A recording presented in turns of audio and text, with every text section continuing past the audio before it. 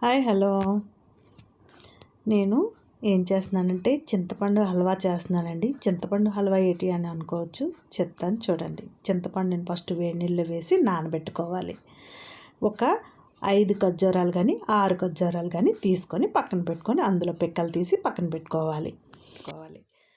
ఖర్జూరం చింతపండు హల్వా ఎలా చేయాలో, దానికి సామాన్లు కావాలో మీకు సింపుల్గా ఈజీగా చెప్తానండి. చాలా సింపుల్గా, ఎక్కువ సామాన్లు అవసరం లేదు.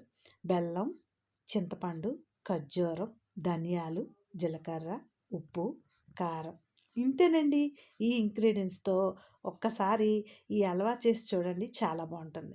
ముందుగా నేను చింతపండు వేడినీటిలో నానబెట్టాను కదా, ఆ చింతపండుని మిక్సీలో వేసుకుంటున్నాను. ఇప్పుడు ఇది మిక్సీలో వేసుకొని ఖర్జూరం పిక్కలు తీసి ఉంచాను కదండి, ఆ ఖర్జూరాన్ని కూడా ఈ మిక్సీలో వేసి మనం మిక్సీ చేసుకోవాలి. ఇది బాగా పేస్ట్ అవ్వాలి. కొంచెం వాటర్ కూడా వేసుకోండి, ఎందుకంటే కొంచెం గట్టిగా ఉంటుంది కదా, అంటే లూజ్గా కాకుండా థిక్గా మనం మిక్సీ చేసుకోవాలి. ఇప్పుడు ఒక మూకుడులో బెల్లం వేసుకొని కొంచెం వాటర్ వేసుకోవాలి. వాటర్ వేసుకొని దాన్ని కరగనివ్వాలి. బెల్లం బాగా కరుగుతుండగా పక్కన పెట్టుకోవాలి. ఇప్పుడు మనం కొంచెం ధనియాలు, జీలకర్ర వేసి లైట్గా దోరగా ఫ్రై చేసుకోవాలి. ఈ ఫ్రై చేసుకున్న మిశ్రమాన్ని రోట్లో కానీ మిక్సీలో కానీ, ఎందుకంటే మిక్సీలో అయితే అందదు, కొంచెం కదా, నేను కొంచెం క్వాంటిటీలో చేస్తున్నాను. మీకు కావాలంటే ఎక్కువ చేసుకోవచ్చు. ఫస్ట్ ఇది కొంచెం చేసి చూడండి, మీ పిల్లలకి చాలా నచ్చుతుంది. ఇది బాగా దోరగా వేపుకున్నాక ఇప్పుడు నేను రోట్లో వేసి దంచుకుంటున్నాను. దంచి పక్కన పెట్టుకున్నాక బెల్లం బాగా కరగనివ్వాలండి. బాగా కరిగిన తర్వాత పాకం అది రావసరం లేదు. బెల్లం పాకం రాకుండా బాగా కరిగితే చాలు. ఇప్పుడు మనం మిక్సీ చేసుకున్న పేస్ట్ ఉంది కదండి, ఈ పేస్ట్ని బెల్లం మరుగుతున్న దాంట్లో ఈ పేస్ట్ని వేసుకోవాలి కదా. ఈ బెల్లంలో మనం ఈ మిక్సీ చేసుకున్న పేస్ట్ని వేసుకోవాలి. ఇది వేసిన తర్వాత అందులో మనం ఇప్పుడు నేను సాల్ట్ చెప్పాను కదా, సాల్టు, కారం వేసుకోవాలండి. అది ఒక్కొక్క స్పూను, అంటే పిల్లలు ఎక్కువగా ప్రైసీగా ఉంటే తినరు కదా, ఎక్కువ కారం అది వేయకండి, కొంచెం వేయండి.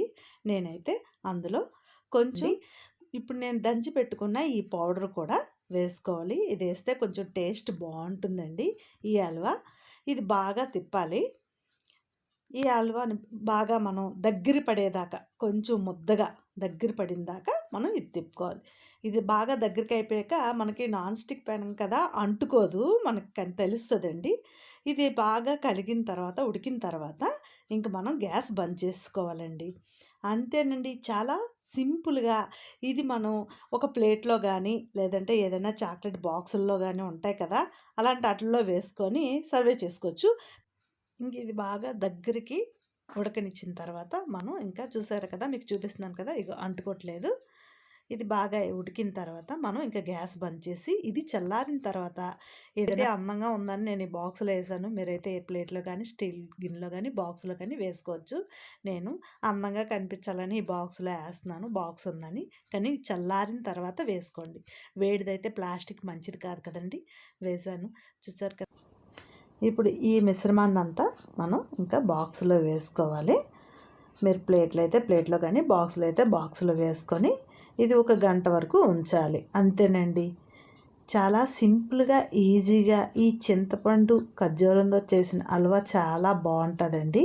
నేను ఇంక ఇది కొంతసేపు ఉంచిన తర్వాత మా పిల్లలు అసలు ఉంటున్నారా, వెంటనే మమ్మీ వెంటనే ఇవ్వమని తినేస్తున్నారు. అదొకటండి, మా బాబు అస్సలే వెంటనే ఆ బాక్స్ తెచ్చి మమ్మీ ఇవ్వనంటే స్పూన్తో తీసి వాడికి ఇచ్చాను, నచ్చింది అన్నాడు. మీరు కూడా మీ పిల్లలకి ట్రై చేసి